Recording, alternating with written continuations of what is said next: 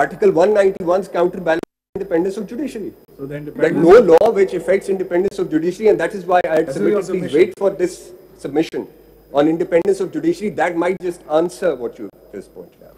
See, if you're saying the counterbalances the independence of the judiciary, that is the entire argument here.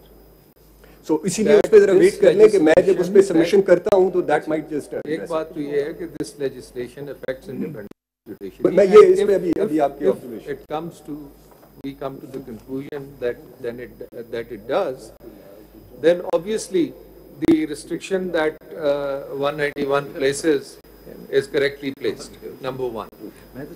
Number two, the word law appears in the Constitution more than 200 times. Yes.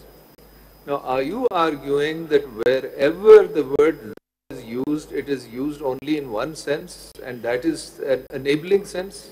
Or is it more accurate to say anywhere where it is used, like you have just read Article 8.2 and 14 and 20 and 24, it has to be read in that context?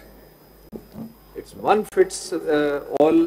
size fits all नहीं है. As I submitted, हर जगह जहाँ लफ्ज़ law लिखा हुआ है उसका एक ही मतलब नहीं है. You have to contextualize मैंने it. at the outset, when I said that law's two sources, which is this positive law and Act of Parliament and the judge-made law, so these are broadly two sources of law which the Constitution recognizes, which our jurisprudence recognizes.